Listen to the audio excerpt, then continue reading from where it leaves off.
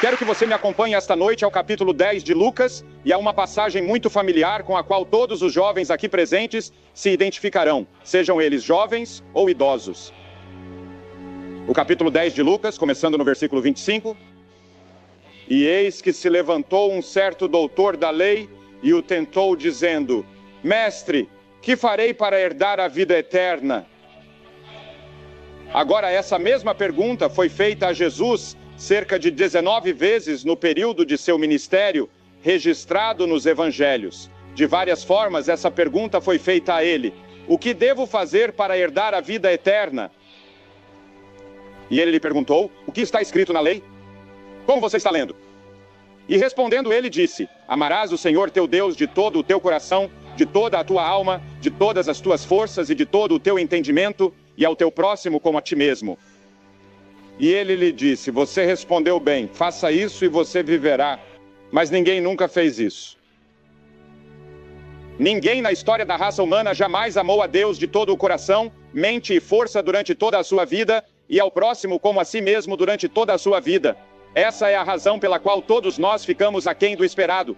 Somos todos pecadores e todos precisamos nos arrepender de nossos pecados e encontrar o perdão na cruz. Mas ele, querendo ainda justificar-se, como muitos de vocês gostariam de se justificar, disse: mas quem é o meu próximo? Você sabe, ele era advogado e sua função era interrogar. Ele disse: mas quem é o meu próximo? E Jesus respondendo lhe disse: descia um homem de Jerusalém para Jericó e caiu nas mãos dos salteadores, que o despojaram, o feriram e se retiraram, deixando-o meio morto. E por acaso descia por ali um sacerdote que, ao vê-lo, passou para o outro lado.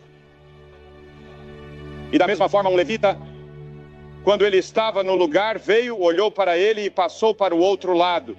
Mas um certo samaritano, enquanto ele caminhava, chegou onde ele estava. E quando o viu, teve compaixão dele. E observe que ele fez 10 coisas. Ele teve compaixão dele. E indo ter com ele, atou-lhe as feridas, deitou-lhe azeite, deitou-lhe vinho, montou-o no seu próprio cavalo, o seu animal, levou-o para uma estalagem e cuidou dele. E no dia seguinte, ao partir, tirou 2 dinheiros, deu-os ao hospedeiro e disse-lhe: cuida dele. E tudo o que você gastar a mais, quando eu voltar, eu lhe pagarei? Qual destes 3 você acha, disse Jesus ao doutor da lei, que era o próximo daquele que caiu entre os ladrões? E o doutor da lei respondeu: aquele que teve misericórdia de mim. Então disse Jesus: vai e faz o mesmo. E Jesus contou essa história como uma resposta às 2 perguntas que o advogado fez. A primeira pergunta: mestre, o que devo fazer para herdar a vida eterna? Todos aqui gostariam de ter a vida eterna? Todos gostariam de saber que quando morrerem vocês irão para o céu. Você sabe que vai morrer. Ao homem está ordenado morrer uma vez. Você não pode escapar da morte, mas gostaria de saber que tem a vida eterna. Agora, a vida eterna não começa com a morte. A vida eterna começa no momento em que você sabe que Cristo é seu Senhor e Salvador. Há muitas pessoas que estão aqui e agora vivas fisicamente, mas você está morto espiritualmente. Você está morto para Deus. Você não tem nenhum relacionamento e nenhuma comunhão com Deus. Você vai à igreja e passa por todos os rituais e tem religião, mas não tem realmente Jesus Cristo. Assim, a religião se torna um tanto enfadonha para você. É uma decepção para você. E assim você tenta encontrar sua satisfação nas drogas, no sexo ou em qualquer outra coisa. Você se volta para outras coisas para escapar, porque sempre há esse lugar vazio no coração de todos que somente Deus pode preencher, porque você foi feito à imagem de Deus e sem Deus há um vazio. Há uma carência. E você está sempre buscando algo durante toda a sua vida, e você está buscando a vida eterna. Você quer a vida eterna, você pode ter vida eterna hoje mesmo. Isso pode começar hoje à noite em seu coração, quando Cristo passar a habitar em sua vida e em seu coração. Era uma questão social. Quem é meu vizinho? Jesus deu a resposta. Você amará o Senhor seu Deus de todo o seu coração e de toda a sua alma. Era uma questão social. Quem é meu vizinho? Jesus deu a resposta. Amarás o Senhor teu Deus de todo o teu coração, de toda a tua alma e de todas as tuas forças, e ao teu próximo como a ti mesmo. 850 milhões de pessoas neste planeta vivem em uma dieta de fome neste momento. Eles são nossos vizinhos. Quando foi a última vez que você compartilhou sua vida social com alguém de outra raça ou de outra origem étnica? Seus bens estão com os pobres? Sabe ensinar quem precisa de educação? Tem habilidades com não treinados? E a compaixão e as orações de vocês pela paz do mundo? Você já cuidou do idoso, do deficiente, do cego, do alcoólatra, do viciado em drogas, do moralmente decaído com seu amor e preocupação? Quem é seu vizinho? Qual é a sua responsabilidade para com o próximo? No mundo moderno de transporte e tecnologia, o mundo inteiro se tornou um bairro sem ser uma irmandade. E o mundo inteiro de repente se torna nosso vizinho. As pessoas que estão sofrendo no Sudeste Asiático são nossos vizinhos. As pessoas que sofrem na África Central são nossos vizinhos e temos uma responsabilidade para com eles. As Escrituras dizem que Jesus veio para curar os quebrantados de coração. Um novo livro acaba de ser lançado por um psiquiatra, intitulado The Broken Heart, O Coração Partido. E em Toronto, delegados de todo o mundo vieram para uma convenção sobre corações consertados. Jesus veio para curar corações partidos. Quantos corações quebrados estão aqui hoje? Sua namorada abandonou você ou seu namorado disse não. Isso partiu seu coração. E depois havia uma questão espiritual. Não apenas uma questão social, mas uma questão espiritual. Ao longo da história, a igreja tem mudado para frente e para trás em sua ênfase na redenção pessoal e no envolvimento social. Ambos andam de mãos dadas. Mas este homem disse: Mestre, que farei para herdar a vida eterna? E a pobreza espiritual desse homem era mais profunda e pior do que a pobreza material. E Jesus mostrou repetidamente que a doença espiritual é pior do que a doença física. Podemos ir ao Sudeste Asiático agora mesmo, à Tailândia, a alguns desses campos, e você ficará com o coração partido. Meu filho esteve lá várias vezes e me contou algumas das histórias mais horríveis. E nós vemos isso em nossas telas de televisão e dizemos: o que podemos fazer? Sentimos-nos tão desamparados em um momento em que as pessoas estão sofrendo terrivelmente em tantas partes do mundo. Isso é impressionante para nós. E devemos fazer o que pudermos, eles são nossos vizinhos. Mas há outra doença bem aqui em Halifax, bem aqui na Nova Escócia, que é pior do que as doenças desses campos. É a doença espiritual, a doença do pecado. É pior do que o câncer porque destrói a alma.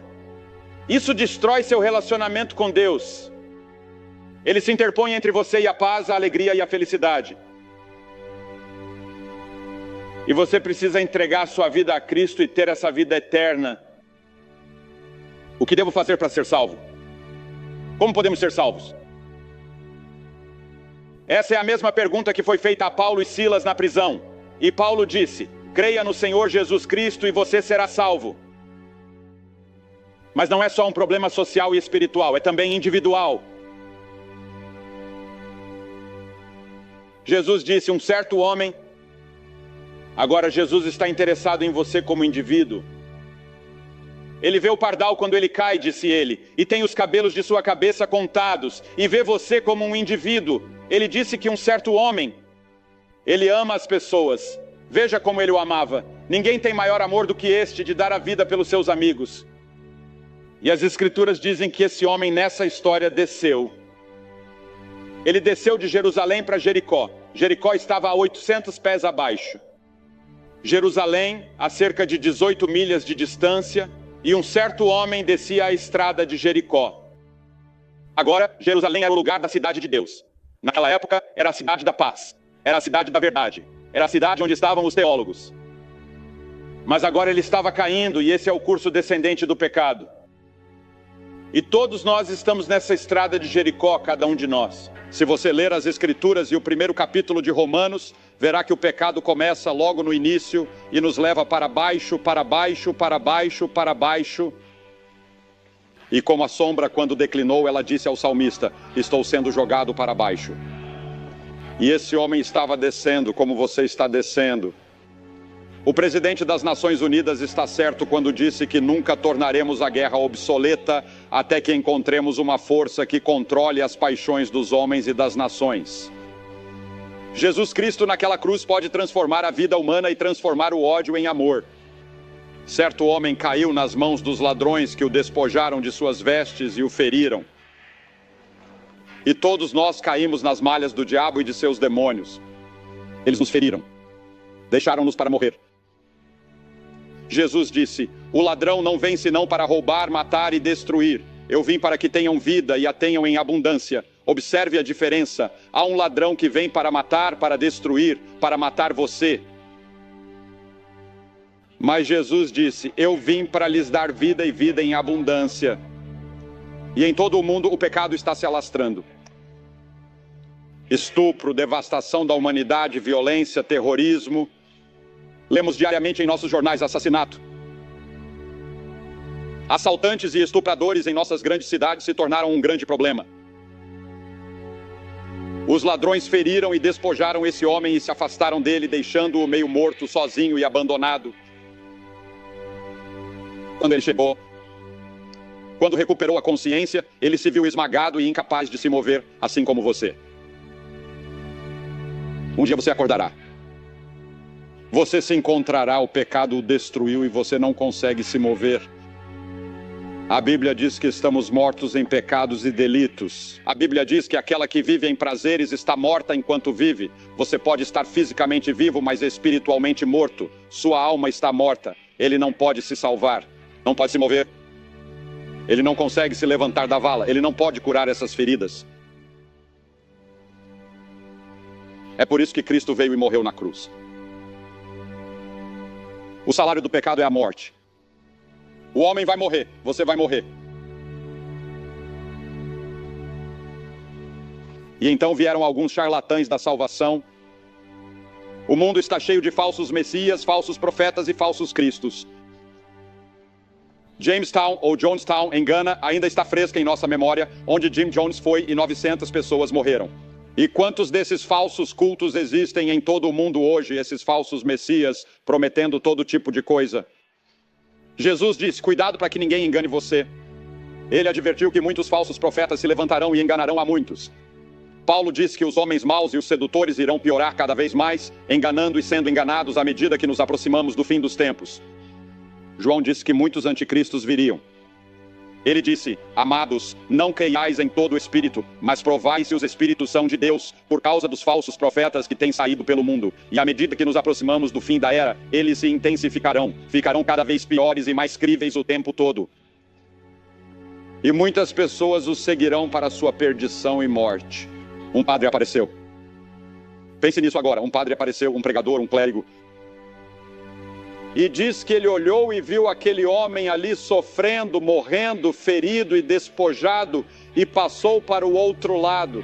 Agora ele estava muito ocupado em seu caminho, provavelmente para uma conferência religiosa, para parar e ajudar esse pobre homem. Paulo escreveu a Timóteo tendo forma de piedade, mas negando o seu poder. Você sabe, a religião não salvará ninguém. Dizem: sou religioso. Claro, você tem religião, mas isso não vai salvá-lo. Você é salvo por Jesus Cristo, pelo sangue que foi derramado na cruz, por sua ressurreição. Pelo que é chamado na Bíblia de querigma, a história de Cristo na cruz, quando Deus pegou os pecados de vocês e os colocou sobre Cristo, e ele se tornou pecado por nós que não conhecíamos pecado. Essa é a única maneira pela qual alguém será salvo. Não me importa quem você seja. Você não irá para o reino dos céus a não ser da maneira que Deus disse para ir. Talvez você não goste dessa forma, mas é assim que as coisas são. Há um caminho que ao homem parece direito, mas o fim dele são os caminhos da morte, diz a Bíblia. Venha para a cruz. Encontre o perdão e a vida eterna. E então você tem a capacidade e a visão de sair e ajudar o próximo. As pessoas dizem que podem ser salvas se fizerem o melhor que puderem. Há algum tempo, vi uma pesquisa em Nova Jersey que dizia que 92% das pessoas diziam que esperavam ir para o céu, mas não tinham certeza. Mas João disse: sabemos que passamos da morte para a vida. Pedro disse: porque vocês sabem que foram redimidos. Paulo disse: eu sei em quem tenho crido e estou certo de que ele é capaz de guardar o que lhe entreguei até aquele dia. O apóstolo João disse: estas coisas escrevi a vocês que creem no nome do Filho de Deus, para que saibam que têm a vida eterna, sem necessidade de duvidar. Você duvida que irá para o céu esta noite? Você duvida que tem a vida eterna? Duvida que seus pecados foram perdoados? Há dúvida no seu coração? Se houver, eu me certificaria disso hoje à noite. Você diz: eu fui batizado, eu fui confirmado. Fiz tudo o que me foi dito para fazer. Mas você não tem certeza. Venha e certifique-se disso. Recomende sua vida, reconfirme sua vida. Reconfirme o que seus pais prometeram no batismo. Confirme novamente o que você prometeu. Muitos precisam fazer isso. Precisava fazer isso. Fui criado na igreja, batizado, confirmado e tudo mais. Mas eu ainda não conhecia realmente Cristo como meu Salvador e Senhor. Chegou um momento em que tive de dizer: sim, Senhor, eu receberei você. Eu me afastarei de meus pecados. Permitirei que você mude minha maneira de viver. Não por obras de justiça que nós praticamos, mas segundo a sua misericórdia, Ele nos salvou. Assim, o homem ferido e abandonado foi deixado para morrer. O sacerdote e o levita recusaram-se a salvá-lo. E Jesus agora nos mostra a simplicidade e o poder salvador do Evangelho. Um certo samaritano apareceu. Ora, o samaritano era mestiço. Ele era metade gentil e metade judeu. Naquela época, os judeus e os gentios não tinham nada a ver uns com os outros. E certamente os judeus e os samaritanos não tinham nada a ver uns com os outros. Eles não confiavam uns nos outros naquela dívida antiga. Hoje sim, mas naquela época não. E assim, esse samaritano, quem normalmente não teria nada a ver com alguém de outra origem étnica, apareceu e viu o que aconteceu. Agora, ele poderia ter dito a si mesmo: não tenho responsabilidade por esse cara. Ele se meteu em problemas. Ele deveria ter vindo preparado e armado para os ladrões dessa estrada. Ele deveria ter se preparado. Não tenho nenhuma responsabilidade em relação a ele. Ele não é meu parente, ele me odeia. Deus poderia ter feito o mesmo conosco. Ele poderia ter olhado para esse pequeno planeta girando no espaço como um grão de poeira, com pequenas formigas chamadas pessoas vivendo nele, perdidas, separadas dele, morrendo, nascendo, vivendo alguns anos, e depois morrendo, nascendo, vivendo alguns anos, e morrendo, pecando, e continuando com seus próprios prazeres, desafiando a Deus. E ele poderia ter dito: varra todos eles para o inferno. Ele poderia ter dito: destruamos o planeta. Ele poderia ter feito isso com um estalar de dedos. Ele poderia ter feito isso com uma ordem a um anjo. Mas ele não fez. A Bíblia diz: porque Deus amou o mundo de tal maneira que o amou. Você não entende isso, não é? Como se pode? Não se pode amar assim. Somente um Deus infinito pode amar tanto a ponto de fazer o que fez para salvar este pequeno planeta, para salvar você. A graça de Deus, não merecíamos isso. O Dr. Menninger, o grande psiquiatra do Kansas, disse que o amor é o remédio para a doença do mundo. Um dos ex-primeiros ministros de vocês foi citado na imprensa há algum tempo, dizendo que nunca havia conhecido uma época em toda a sua vida em que houvesse tanta escassez de amor. Li sobre uma mulher em Londres, Inglaterra, que morreu aos 102 anos. E nos últimos anos de sua vida, ela fez um registro em seu diário todas as noites. E aqui está o que seu diário dizia dia após dia, dia após dia. Ninguém ligou hoje. Ninguém me ama. Ela morreu sozinha. Mas vou lhe dizer, alguém ama você. Não me importa quais sejam seus problemas, suas tensões, suas pressões, seus pecados e seus fracassos. Deus ama você. Deus o ama tanto que enviou seu filho à cruz para suportar aquela morte terrível por você, só por você. Se você fosse o único, ele teria morrido por você. E assim esse samaritano foi até ele, assim como Cristo irá até você. Esta noite, em sua dor, em sua angústia, em seu fracasso, em seu pecado, ele virá até você. Ele não apenas o amou e o abandonou. Jesus não apenas nos amou e nos deixou, ele morreu, ele fez alguma coisa. E esse samaritano fez a mesma coisa. Mas Deus demonstrou seu amor para conosco, pois Cristo morreu por nós, sendo nós ainda pecadores. Você se lembra de ter lido no jornal há algum tempo sobre um médico de Windsor, Ontário, que foi para Chicago com sua esposa? Acho que não tenho certeza se eles estavam em lua de mel, mas foram a Chicago e comeram em um restaurante. E você se lembra que eles foram assaltados por alguns ladrões na rua, em um bairro bastante agradável. E o ladrão sacou uma arma e apontou-a para a cabeça de sua esposa ou noiva. Ele correu para o meio e os ladrões atiraram nele e o mataram. Ele estava salvando sua esposa no momento em que o Senhor Jesus Cristo entrou correndo por sua noiva, aqueles de nós que são membros de seu corpo. Ele morreu na cruz por nós porque nos amou. Cristo o amou e morreu por você. Mas Deus, que é rico em misericórdia pelo seu grande amor com que nos amou, observe que esse samaritano enfaixou suas feridas e derramou um pouco de óleo. Você vê, o Espírito Santo entra em nosso coração e nos convence do pecado. E depois que recebemos Cristo, o Espírito Santo vem para encher nosso coração, produzir o fruto do Espírito e nos dar dons para que possamos servi-lo. Em seguida, ele derramou o vinho, e o vinho, com seu teor alcoólico, era um antisséptico, que ajudaria a curar a ferida. E esse vinho, quando você o toma na comunhão, ou o suco que pode ser servido em sua igreja, representa o sangue de Cristo. E a Bíblia diz que o sangue de Jesus Cristo, o Filho de Deus, o purificou de todo o pecado. Deus não apenas nos muda, nos converte e nos dá vida eterna.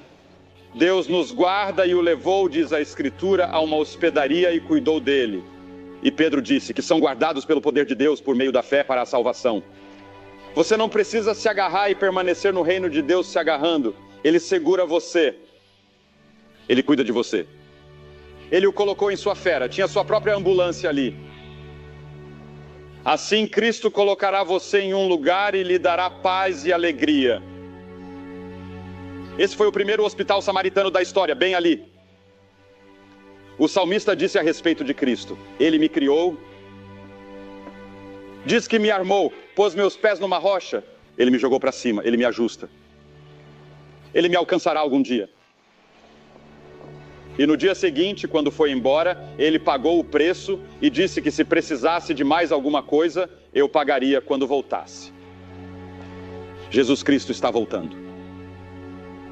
Cristo pode tocar sua vida, torná-lo novo e dar-lhe a vida eterna, e então você terá a força e a capacidade de sair e ser um próximo para aqueles a quem você deve ser um próximo. Você diz: o que fazer? Você precisa dizer: Deus, sinto muito. Senhor, quero mudar meu estilo de vida. E faço isso abertamente. Cada pessoa que Jesus chamou, Ele chamou aberta e publicamente no Novo Testamento. É por isso que vou pedir a você que se levante agora mesmo. Venha para a frente e fique na frente da plataforma. Quero que você se levante, fique de pé e diga esta noite: quero a vida eterna. Desejo perdão dos pecados. Quero saber se estou indo para o céu. Quero Cristo em meu coração. Quero um novo vínculo com Ele. Você se levanta e vem agora mesmo. Vamos esperar.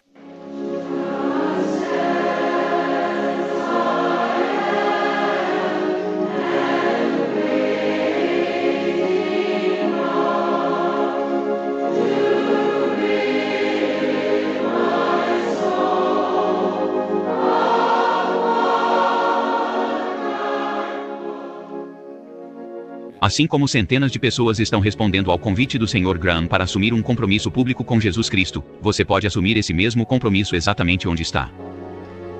Você que está assistindo pela televisão pode ver que dezenas de pessoas estão vindo de todas as partes deste grande estádio para assumir seu compromisso com Jesus Cristo. E onde quer que você esteja, em uma sala de estar, em um quarto de hotel, em um bar, onde quer que seja, você pode assumir esse mesmo compromisso com Cristo. Que Deus ajude você a assumir esse compromisso. E não deixe de ir à igreja no próximo domingo. Deus abençoe você.